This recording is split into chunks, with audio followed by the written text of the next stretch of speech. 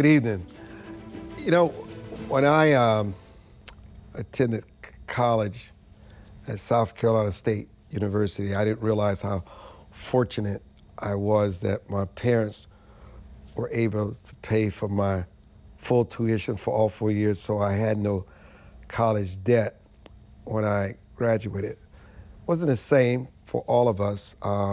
Some of my brothers who had to take out loans had to work their buns off, take on different odd jobs, but they eventually paid the debt off. They certainly did not use the money to live off, as many graduates and students are doing today. And so which brings me to this issue of forgiving student debt, which I'm sure has been a great gift to them since the pandemic, particularly for the graduates. But I guess there are people watching tonight wish they could get their mortgages, their credit card, their car loans forgiven. And where do we stop? Some people would say that debt forgiveness is a slap in the face to those who sacrifice and work extra jobs to pay off their student loans. College students literally, in many ways, secured these loans to live while spending money on high-end materialism, anything but any thought of paying off their student debt. And so, and also the student loan forgiveness doesn't address the larger problem of this soaring college tuition costs. And also, college is not for everybody. Sometimes you need to go to vocational school. Sometimes you need to take up a trade.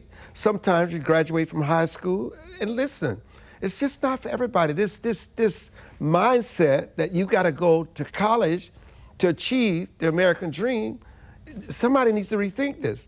And then people should never assume their debt is canceled again and again, because you know what it does? It encourages you to take out more debt up front on something else.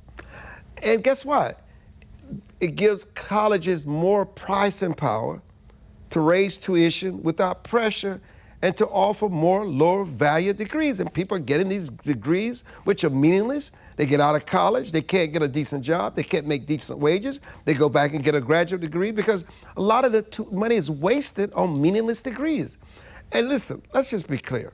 Biden lied. Yes, it was a political ploy to get young people to vote for him. And he lied. Even Nancy Pelosi, who was Speaker of the House at the time, said he did not have the power to make that kind of decision. It was only the Congress could make that. And under Biden's plan, you would just be giving money to elites as people who do not have a post-secondary education and thus do not hold student debt are likely to come from a poor family than their debt-ridden counterparts. The people out here protesting, these high-income, affluent families, I mean, they've got the money. They just don't want to pay the money off. They want to spend it on something else. And if the government can give them another way out, let the government pay for it. But I must tell you, many people that I talk to privately says, on this one, Trump is right. Let me welcome my guest. Steve Laffey, former presidential candidate.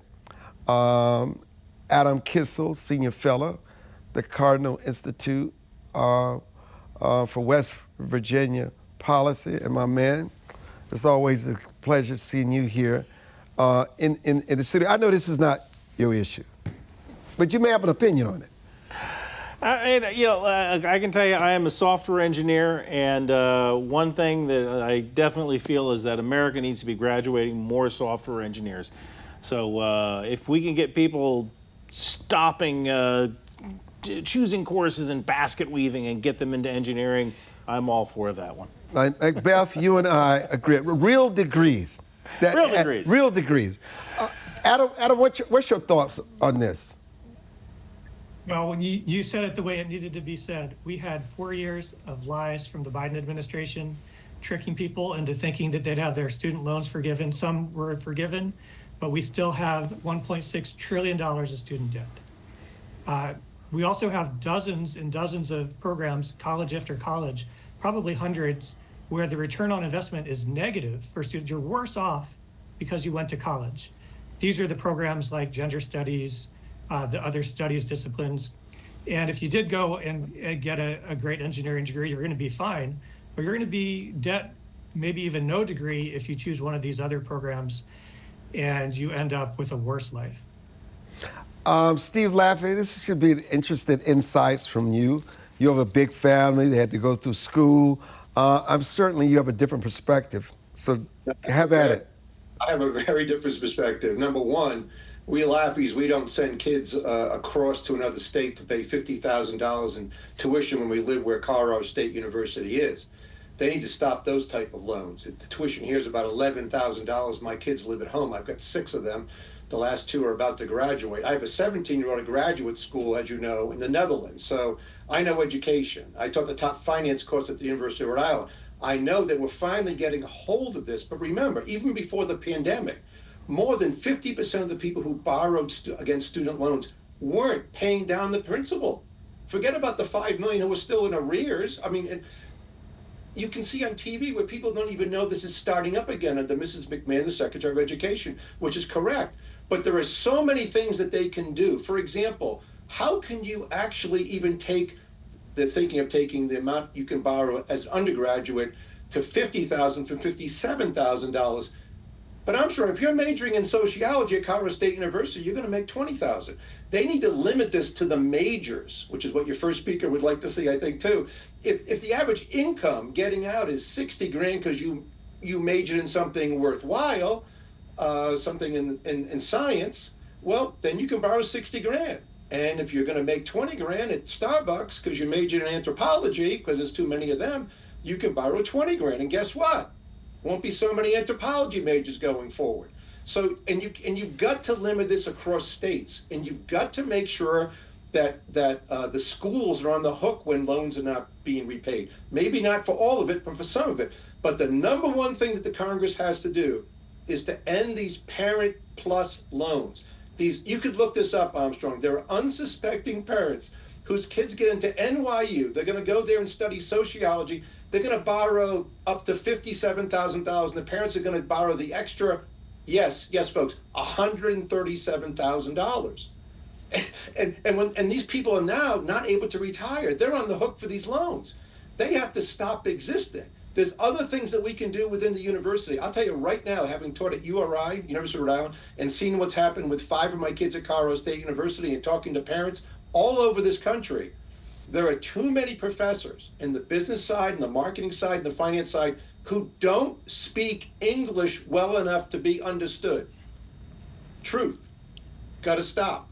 A lot of these things have to stop. And your headline at the beginning is that less kids need to go to college is probably true. What we can't forget is what the real purpose is.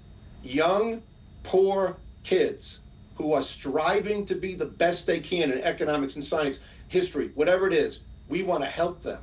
We want to help them strategically. But we got to get to the point where these colleges can't just be building large pools, big workout gyms, and enticing students to go to Arizona State from California and paying $50,000 in tuition when they could be at UCLA for 12. This has to stop, and stop now. You know, Adam, my initial issue with all this is that how in the world did it become a forgiveness program? That's the wrong name to start with. It's not some forgiveness program. What is it? Well, what you're supposed to do in college is get some moral formation and take responsibility for your life. And if you take out a debt, you're supposed to pay it. You're supposed to take a class in ethics that teaches you that if you take out an obligation, you need to fulfill that obligation. Instead, we have crazy classes that fulfill general education requirements. And what students are getting is at Princeton a course on shoes that meets your social sciences requirement. At Cornell, you can take a course watching Disney movies, learning about animals, and that teaches you enough science to fulfill one of your science requirements. So even the legacy elite institutions, instead of teaching you moral formation, they're teaching you things that are self-indulgent, narrow, biased, tendentious, frivolous. And we see this not just in the Ivy Leagues, but across the nation. So the solution, among other things, one is, like they have done in Florida, is to say sociology is no longer part of the general education core. And in Texas, there's a bill right now with great policies in it, Senate Bill 37, which will require something similar to make sure that every core curriculum course actually is going to be good for you for the rest of your life, either as a human being or as a citizen. So there are some ways to do it at the federal level and the state level. We are just not seeing what we need to see in the college curriculum, and not enough people have been talking about what is in the curriculum. On the financial side, we don't have financial literacy in lots of high schools. We don't have it in college. People don't even know the level of debt that they're getting into. And as the other speaker said, parents are being bamboozled into taking out a lot of debt for a student who may not even graduate. We have colleges with lower than a 10% four-year graduation rate. You know, Steve, what is fascinating, people are trying to cry out how this is going to help low-income people. But low-income people are the least demographic that's going to be impacted by this, especially when you realize over 67% of these loans go to high net worth people in the first place. This is not about poor people. No, this is another one of the big lies. It's one of the big lies that's gotten away. I was one of these poor kids. I went to Bowdoin College, and I really didn't. I borrowed $2,000 back in the day and worked my butt off. But we were very poor, and I ended up at Harvard Business School, which no matter how much that cost, that was worth going to, as far as how much money you made when you get out. But and I was on a scholarship there. My tuition was paid for by Bowdoin, so I'm very blessed to have done all this stuff. But what's happened since 1986 is a total reworking of this situation where it really should be targeted again for poorer people who can't quite make it, to help them get into a college, but a college where they can get a degree. Now, if you're talking about state universities again, what's happened with lots of state universities is that the state funding is going down dramatically because they watch the federal funding go up. And at almost all these state universities, they need to get more state funding if they want to keep it. The federal funding should slowly but surely go away. One of the things that's happened, even now, they're going to try to limit law school to $150,000 of student loans for graduate students, let's say. That's in the Republican-led bill. Well, let me tell you something, folks. I sat at the University of Wyoming where my son has a JD MBA. He graduated with no debt. There were kids sitting at the table with $150,000 of debt. They're going to make 50, 60 grand. They're not going to be able to buy a home. These are the things that have to stop, and stop now. You have so many people on the hook for this stuff that can't really make their dreams come true, because in the last 15 years, this has changed so dramatically. And yes, for really rich people, what are we doing? What's going on? What could possibly be going on at these universities where they're giving out any of these loans from the federal government? You know, let me say this to Adam, because I know Adam is leaving us. You know, I'm going to say this. I'm going to extend the time a little on this segment because this is important.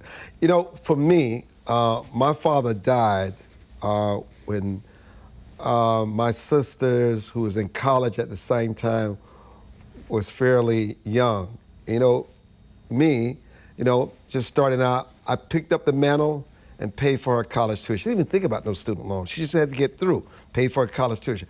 For me, for all my nieces, my nephews that wanted to go to college, get an education, and even my parents, and some of their parents have this mentality that they should take out loans and they should have debt. Well, because my father gave me an education where I had no debt, I feel that's at least a gift you should give your kids. So for all of my nieces and nephews and those who want to go to school, I paid for their college tuition. All they had to do is maintain good grades at a certain level, and as long as they earned that, then I was good with it. And none of them have college debt today. What point am I making? There are so many people who can afford to pay for their kids, but they'd rather go and buy that vacation to Paris. They'd rather spend it on that fancy car, on fancy jewelry, Birkin bags, Gucci bags, and rather not take that money and put it on where it really has real value in the long run on their child's education and want to stick it to the government. Adam, your final word. Probably you get $1 million more if you graduate from college, and you're probably worse off if you spend 4 to 6 years out of the workforce trying to get some degree that's not going to be helpful for you.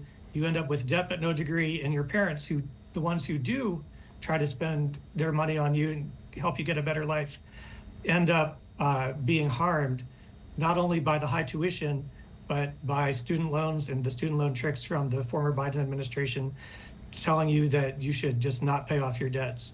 So what we need in the country are people making wise decisions for themselves, for their kids and their grandkids, and saying, if college is for me, I should go. If college is not for me, I need to find something else to do so that I have a better life. Well said. Adam, thank you for joining us. We're going to call back and go overseas. Our CIA operative will join the panel. Don't go away.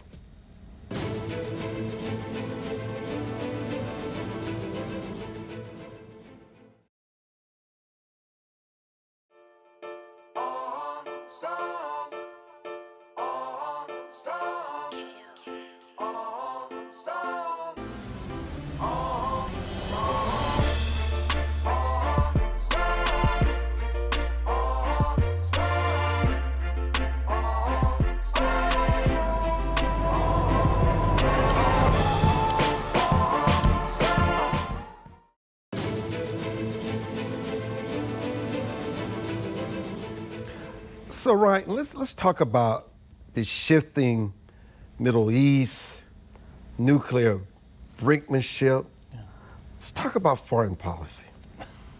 All right, where would you like to start? We got a lot of foreign policy that could be going down with some B-2 bombers pretty soon, at least when it comes to Iran. Whatever strikes you. You know, probably the biggest thing is that right now we have B-2 bombers on the ground in Diego Garcia, which is this tiny little island. It's about 4 miles in diameter in the Indian Ocean. And this island is host as to multiple temporary bomber units. There's some B-2s there. I believe there's some B-52s as well. We have some missile systems there as well, surface-to-air missile systems. And what's kind of nice about this particular island is that it is far enough away from Iran that we can strike Iran, but Iran can't really strike us. And it's close enough to Iran that you can theoretically do 2 missions a day, which is really, really useful if you're going against Iranian nuclear industries. So right now we have these units in Diego Garcia. We also have an aircraft carrier in the Red Sea, and we have another aircraft carrier on the way. I believe once that second aircraft carrier gets in the area, then we could see some action against Iran. Other areas? Well, we're going to have 2 in the Red Sea. There are 2 in the Red Sea, Gulf of Aqaba. Yeah, that would be ideal for striking Iran. What's great about an aircraft carrier, you know, you can take one of these things and you can essentially place this sovereign American soil wherever the heck you want on the globe, as long as there's water there. And it typically has at least 60 fighter bombers, typically 60 F-18 Hornets or F-35 Charlies, which is the Navy variant of the F-35. And one aircraft carrier has more aircraft than most nations' air forces. So, you know, imagine what happens when you put 2 of them there, right? So you essentially have 4 squadrons of fighter bombers and at least 1 squadron of jammer planes. It's a Navy plane called a Growler, which is an extremely capable jammer that can jam surface-to-air missile systems and airborne early warning control radar systems. And you can take this thing, you can drop it anywhere you want on the globe. It's a heck of a tool that America can use to show power. You know, our operative is joining us from somewhere in the world. You know, on yesterday morning, I got this video. Some very dear friends of mine were landing in Tel Aviv, and 20 seconds before they landed, they looked out their window and saw this Houthi missile just go right by them and land. They rushed them off the aircraft, rushed them into a bathroom, hundreds of people, and when they finally came out and gave them clearance to leave the airport, there was debris everywhere. It's the first time the Iron Dome and the system that the United States had in place failed, Mr. Operative. How will Israel retaliate, and what does this mean for the region? Yeah, Armstrong, I think a lot of people were surprised that a missile got through like that. I don't know what happened or what the explanation was, but it was a reckless move by the Houthis to fire that thing. The system may have been turned off because there was approaching aircraft that were commercial aircraft. That's certainly a possibility, but I just don't know. But firing that was a reckless escalation by the Houthis. because it looks like a to whom it may concern shot. And there's so much combat power deployed right now in the theater that if the decision is made to retaliate or to make a strategic strike at Iran to push them back in their box, there's certainly plenty of resources in the theater to do that. I just hope if the decision is made to do that, that it's not a measured or commensurate or, matching type response. If you're going to use the military to punish Iran and get their attention, make sure you leave a mark. It should be a disproportionate response. That's what I think, but that's just me. Do you think this was planned and organized, or was just random? My first gut feeling with it was that, some knucklehead sitting on one of their missiles let a missile fly, and it came sailing in there and landed in the runway, or in the airfield area. I don't believe it was maybe it turns out to be a deliberate thing, but it's a needless escalation that's asking for trouble because, as your previous guest just mentioned, we have an extraordinary amount of resources in the theater that are within the immediate striking distance of Iran. And we could deliver a devastating blow with the combined assets of a number of our allies that are probably deployed with us, because the British Navy was deployed recently, I believe, or their Air Force. They were in the theater with the U.S. And you've got the Israelis who were at a critical juncture with the hostages, and unless you have to make sure you have their attention, their undivided attention, and they know with certainty that there's going to be retaliation and there's going to be a disproportionate attack if the Iranians don't follow through with Hamas and get those hostages back. And then you have a missile landing in the airfield of their main capital airport. That is a stupid move on their part to do that. You know what's interesting, Steve, is that the King Abdullah of Jordan met with the president today, and I was a little surprised to find that former Speaker of the House Nancy Pelosi and Robert Kennedy Jr., the Health and Human Services Secretary, was on the same page, really harshly criticizing the king because he had promised to take at least 200 of the kids from Gaza who were suffering from cancer and other health challenges that they could not treat in that region. And to date, they've only accepted 45. They're backtracking on that. And we forget just about how vulnerable these kids are, and we forget that they need treatment, and just everything has just literally collapsed around them. And one of the things to keep, I'm sorry. I was going to say that I don't know where people get off talking about these things are so minor. I hate to say this, 45 kids are really important, but everything that happened from the Houthis is really Iran.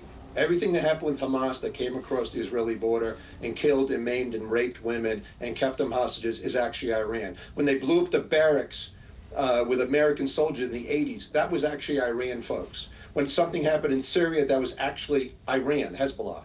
So why are we not, since 1979, taking this as seriously as we should, and why are we not finally ending any capacity for Iran to have any ability to strike anyone, anywhere? And wouldn't that really help the war in Ukraine, because they're sending them all kinds of drones? Wouldn't we take out their drones? And wouldn't we start taking out their leadership now that we're in the area? What are we waiting for, except we have, I think the president want to do it. My understanding is that the vice president is a true isolationist, and other people have been getting to the president not to take out Iran, but we need to. We need to send a clear message in foreign policy. This is not okay. The Jordanians, for example, had their country nearly destroyed by Palestinians. I can understand why they wouldn't want to take anybody, anywhere, anytime.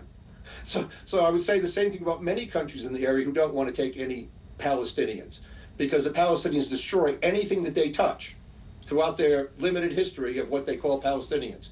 So I'm just not understanding our foreign policy for many, many years, even today, when Israel, by the way, just hit the Houthis with at least 20 aircraft and a bunch of bombs in the last hour. So they're responding to Houthis. Everybody should be responding to Iran.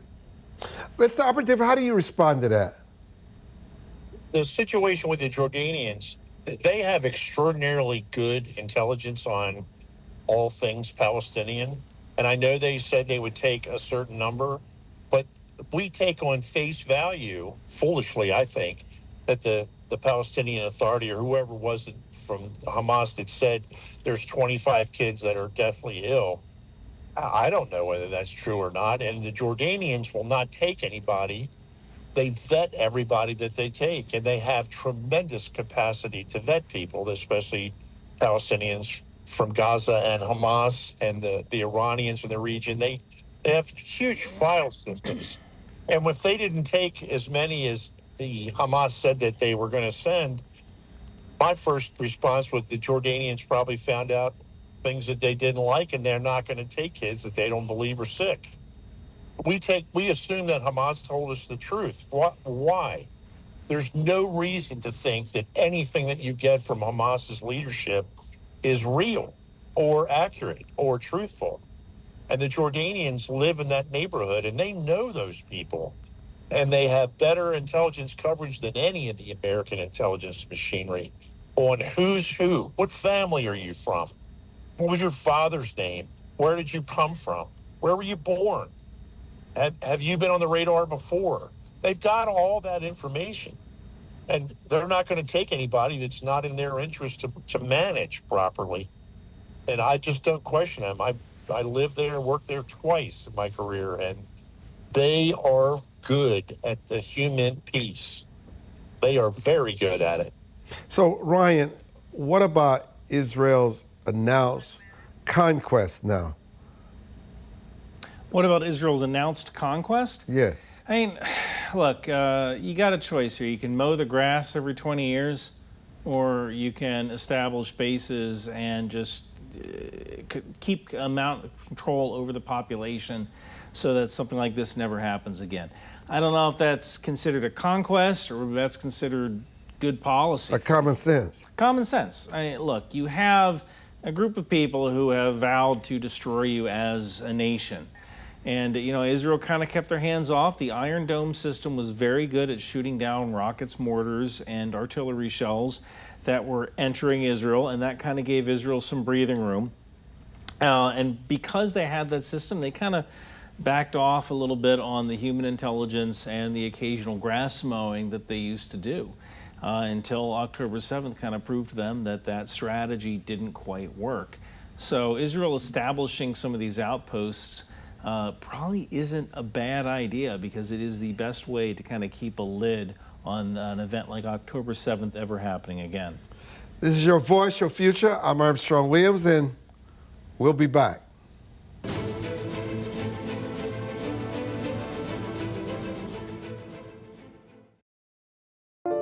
It is easier to build up strong children than to try and repair broken men. The streets are plagued with crime, violence, there's a lot of poverty, and it's all a result of lack of education that's happening in our schools. So it really is a crisis. We come from very different political perspectives, but we've come to the same conclusion, and that is there is a crisis in the classroom. Children are being deprived of quality of life because they're being deprived of a good education. We must solve this problem. It's incumbent upon all of us to join hands together to get this done. We can't afford to wait one more day before we address these issues, because every day we lose another child. Let's stop the politicking. Let's stop the games. Let's really do something to give these kids a real chance at life and being a part of that American dream. We need accountability for funding.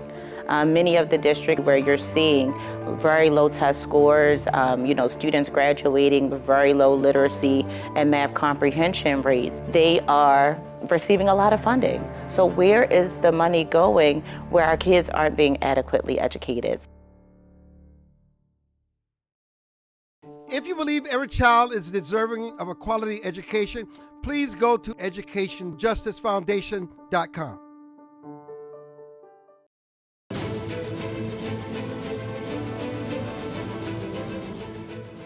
So Steve, how do we navigate strategic and economic overall strategy with China, especially in the wake of these tariffs?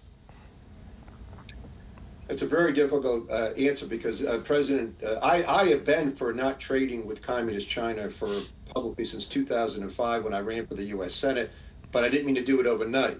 It would take 4 or 5 years for us to get the legislation passed, and this is what should have happened, where we are going to say the federal government's only going to buy prescription drugs from stuff made in North America to start. We have plenty of empty facilities in San Juan.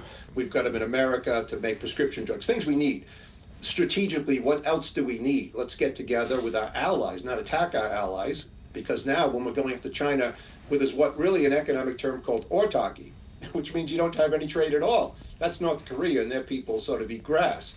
So unfortunately, President Trump took away one of the real cards that has to do with foreign policy in Taiwan, where one of the thought processes that China has not moved to take Taiwan because what would happen with America, not just our American, a strategic ambiguity policy, but what would happen militarily and what would happen with tariffs.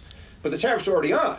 And so this is a real problem where President Trump has overstepped, number one, his bounds legally, but the Republican Party has not done anything about it. Rand Paul has tried to. And believe me, I'm a free trade with everybody but China. So hopefully very, very soon, Armstrong, there needs to be a radical change in the policy, because if you watch what's happening with shipping and trucking in our country, a lot of things are going to come to a standstill very, very, very soon. The president will have to back down if China doesn't back down. Maybe he'll just back down and declare victory like he does.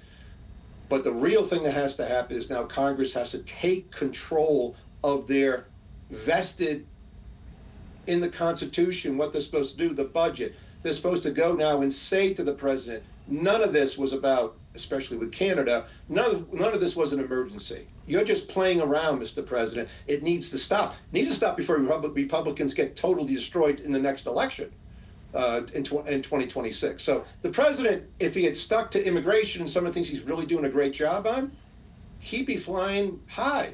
This tariff thing is costing him big, and he's going to have to find a way out of it in the next couple of weeks, or we're going to have, as I said last time I was on, we're in a recession. We're going to have a really bad recession. And regarding communist China, he should have just upped it with only China along the way and gotten people to get their manufacturing out of that country before it's too late. And that day is coming. Ryan, are they communicating? Is China and the United States communicating? As far as I can see, no. Now, I'm sure there are some back channels, but one of the big issues here is that we don't really necessarily know what's going on in China. A lot of the data that they used to publish regarding their economy, regarding people who are unemployed, regarding people looking for first-time mortgages, that data isn't available anymore. So it's actually very difficult to understand what's going on in China. People have actually purchased satellite footage to look at shipping containers and look at ports. People have taken or purchased data from supermarkets and purchased data from sporting venues and gyms to see, like, hey, are people still signing up for gym memberships? Because what's one of the first things you do when you lose your job? You might end your gym membership, right? You might stop going to sporting events and things like that. So we don't necessarily know what's going on in China. So even if China is communicating with us, it's extremely difficult to have any kind of knowledge as to what we need to negotiate with if we don't exactly know what's going on. Mr. Operative, what's keeping the Russia-Ukraine war from reaching a resolution? And what are the consequences if this continues?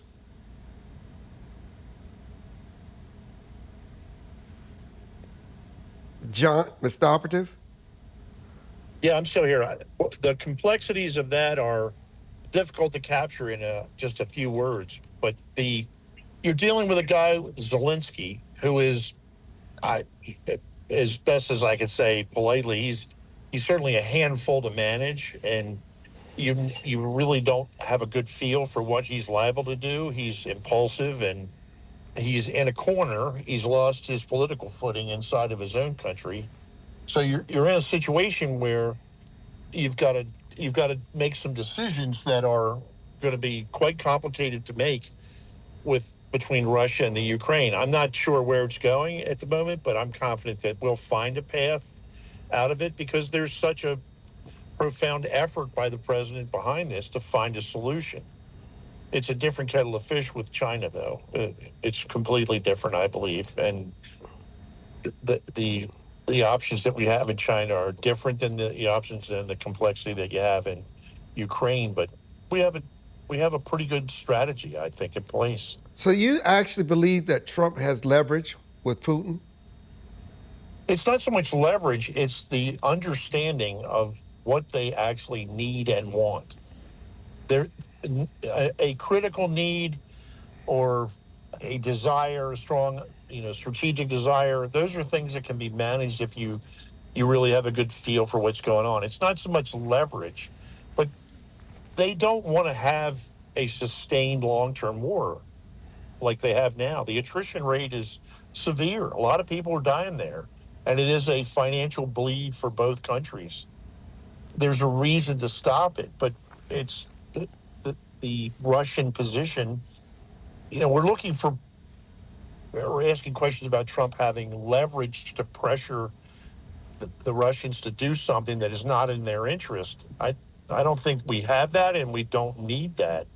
They're a rational partner, and they're a rational player on the international scene in large measure. If you come up with a strategy and you have something that will work for them and allows them a face saving out, and Zelensky is in some type of a box so he can't restart this because he's mad or his feelings are hurt, then you're in a much better position. But it's complicated. And well, I'll tell you what's anything Trump does causes him to take fire. Yeah, but no matter what he does. Let me tell you what's not complicated, Steve. The United States must maintain the strength of its economy to continue to exert global influence. That's a fact.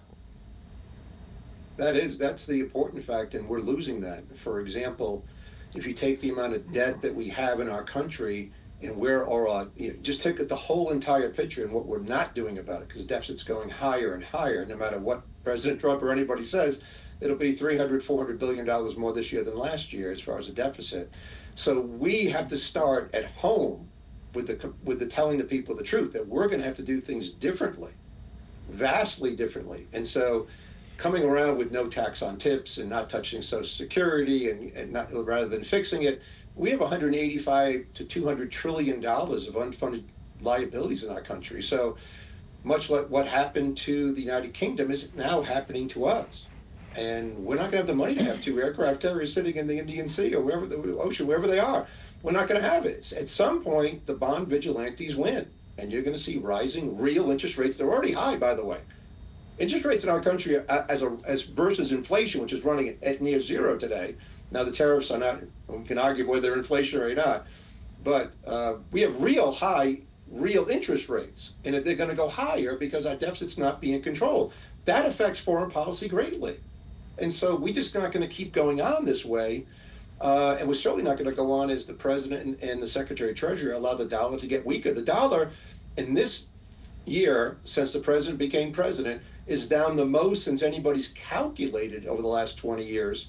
The dollar decline versus all other currencies. So that is not a healthy situation for America if you're someone like me who believes in a strong dollar.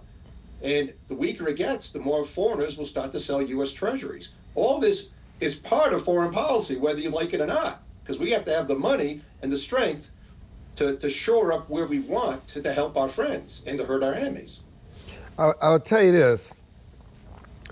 Immigration policy is still a huge continued policy debate in this country, whether it's the rule of law, whether it's due process, whether what is it where it just appears as you're just rounding people up, shipping it out of the country. 1 minute you say you're going to the court so you can ship all the Venezuelan gangs out of here, and then the court rules against you. Then you have a Texas judge appointed by Trump in ruling against him on this Aliens Enemies Act, which says that the president cannot use this act for his deporting people out of this country. So immigration is huge, as it's still a huge elephant in the room as it relates to this administration. And it's about domestic and foreign policy all in one. We're going to discuss this when we come back. I'm Armstrong Williams, your voice, your future.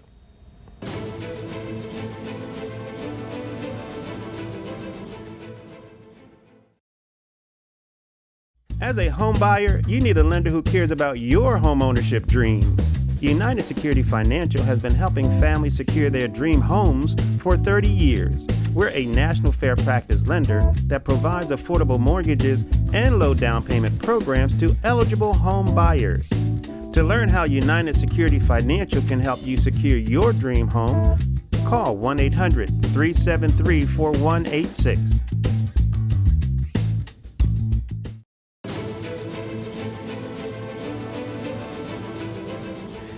You know, as we talk about immigration and the challenges that the president had, one thing we cannot forget is what happened on Biden and Harris' watch. And we have no idea who was able to cross inside the perimeter of our country when millions of people crossed the border over the last 4 years. The Iranians, people here just waiting, cells waiting to be triggered. While we talk about immigration, it's trying to get whatever out of this country and trying to put a policy together where America's perimeter is not threatened by terrorists. We have no idea who's here, Ryan. You're absolutely correct. That's actually one of my biggest fears. Look, what we saw, President Biden, Vice President Harris, actually, she couldn't do anything, but President Biden could have shut down the borders within weeks, right? Just like President Trump did. It would just require the resolve to do so, and it would require the resolve to see people in detention camps, because the media will get a hold of images of families in detention camps, and that's very, very sad. But there is a process for coming to this country. My parents are immigrants, right? And when I look at the security issues that come from military-age males from China, from Iran, crossing the border into the United States, and then we give these guys a court date to reappear 6 years from now and don't know where they are, that is a massive, massive risk. And if I were a bad guy and I wanted to do bad guy things, if there was a fight, I would certainly embed what you might call sleeper cells inside the United States. I have no doubt in my mind that the United States could set back Iran's nuclear industry about 10 years if we perform some kind of attack. But due to the past 4 years of failure and inaction on the border, that could also mean that Iran could activate cells that could cause some terrorist damage here in the U.S. through asymmetric warfare. What concerns you, Mr. Operative? It's the exact same thing, Armstrong. The Iranians can't do anything to us militarily.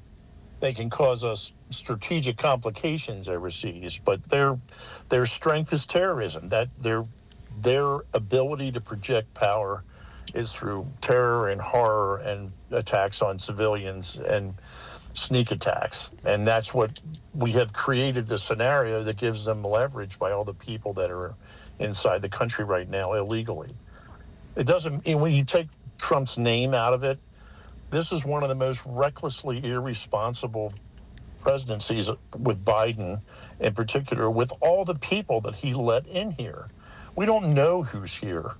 And when you have people that are terrorists now, and it's just a word that's thrown around, but when you really distill that down, you have people that are in their 30s that are coming in here. These are people that have been in combat operations, many of which were fighting the Americans overseas, and now they're inside the country. They're here.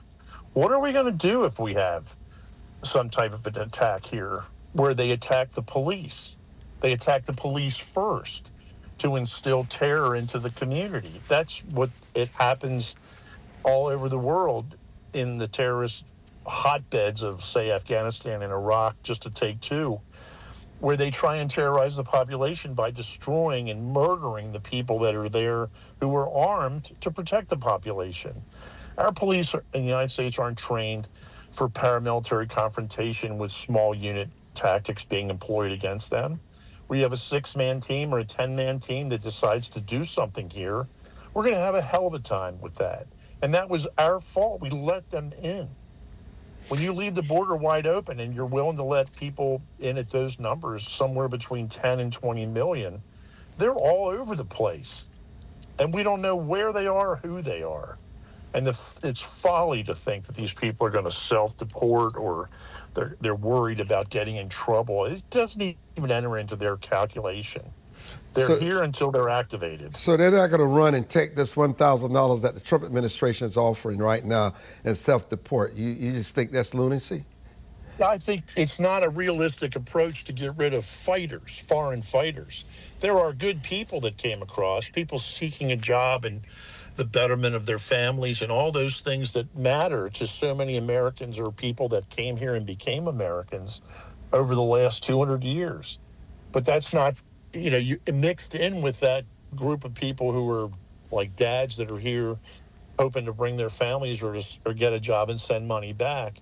Some of those people might self-deport. It's hard to say, but the ones who came here as fighters, they're not leaving. We're not going to incentivize them to go home. They spent a lot of money to send them here, and these guys have gone to ground, and the Chinese have sent a lot of people here. Chinese intelligence, Chinese army people are in the United States. You look at the videos from the border, and you can see people who are trained. They look different than the guys who are here for a job, guys that are looking to get involved in the agricultural business somewhere. When you see a soldier, he's standing at parade rest. He's got good footwear on, clean clothes, a backpack, water, a compass. And the Chinese in particular, as they came in, they accepted no assistance from the U.S. government. They didn't accept taking a phone, a SNAP card, any type of credit card that's trackable. They took nothing, yet they just melted into the woodwork of the country. Who's supporting them? The Chinese intelligence machinery here. Gives them a telephone and a SIM card and tells them where they're supposed to go and gives them money to get there. They use cash. They don't use credit cards. And these people are all over the place. We don't know where they are. So, Steve, of all the chaos that's going on in the economy, from the tariffs, the economy is slowing down, is there any good news from the policies that the Trump administration put in place that have given some benefit or some hope to this economy from your perspective? Well, from my perspective, the deregulation that started, where the president, again, wants to have 10 pages removed from the deregulations in order to add one. I mean, that he did in his first term. That's going to be very good. We will have more. Now, energy prices are dropping. We probably won't get 3 million more barrels per day equivalent produced if oil stays down at this level, but inflation won't be as high, that's for sure, if we know that we can actually export enough natural gas. This is all good for what's going on. It's also good to get back to maybe markets when it comes to cars, with the stuff he's doing with electric vehicles. It would have been better to not have, obviously, tariffs on any of our allies while we took on our enemies, which is Communist China, as the CIA operator puts forth. I mean, folks, listen, if that's what's really going on, which it is, and I can't comment, I don't know how many people and so forth, but if that's what Communist China does to us every single day, it is a good question. Why are we trading with them? Why did they get into the World Trade Organization? What really happened in 2000? But in this case, I would say that the best thing, if Trump had stuck to the immigration, because remember, people coming at the border have dropped 95%. We can show it could be done. Trump is showing you it could be done. Now, I think he has to go to the next step, like start arresting some employers who have and taking them out, and you'll see some people leave. But there are some good things going on, but it's being overridden by this tariff stuff, which people don't have the elasticity, don't have the ability to change what they're doing this quick. It doesn't matter whether you're selling something on Amazon and you're buying it for $400 and selling it for $600. Whatever item it might be that comes from Communist China, you can't change that production for months. In the case of Apple, they can't change it for years. In the case of, you can go on to the different companies, these things can't be changed overnight.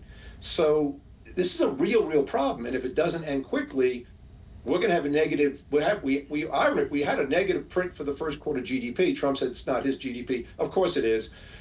We're going to have a negative 2 or 3% print for the second quarter if this doesn't change at all, or maybe worse. And in that case, you could have a real understanding of what happens when deficits explode. We're running a 6 to 7% debt to GDP with unemployment at 4%. What does everybody think it'll be if unemployment's at 7? It'll be 9%, folks. And that'll be the day that the dollar really goes down, interest rates really go up, and the stock market really goes down. And that's what's about to happen if Trump doesn't change his, what I would call, totally haphazard policy with our allies. Where do you find hope in foreign policy so far with this administration, Ryan? Well, that's an excellent question. I think one of the good parts about the foreign policy so far is there's been some decisiveness when it comes to dealing with Iran. There's also been some decisiveness when it comes to our NATO allies. I don't particularly agree with all of the measures taken against our allies, but one of the things that we have said is you need to start getting your act together. The free lunch is over, and if you don't establish factories, if you don't establish your own industry, if you don't grow your European armies to a size where you can protect yourselves, that's not going to be our problem. And that's something that we've said to Europe since Obama. You know, Obama said stop buying Russian gas, Germany bought more. Obama said stop trading with Russia, they traded more. And now Europe is kind of paying for that. And while I love NATO, I've been to NATO multiple times, I've been to multiple countries in NATO, I've seen their training exercises, I've consulted with NATO, I've done papers for NATO. I think it's a fantastic organization. The individual countries in NATO, they need to start stepping up, and that is one good thing that the Trump administration has done. It's convinced some of these NATO partners to start increasing the size of their militaries. You know, I can't thank all of you enough for joining us, our earlier guest, Adam, who joined us to talk about the student so-called forgiveness, and our operative who's somewhere in the world, Steve Laffey, Ryan McBeth. It's always a pleasure having you on, and thank you so much for joining us. We always enjoy your feedback and your input and your commentary, and also always to the broadcast house, WGLA 24/7. Your voice, your future. I'm Armstrong Williams.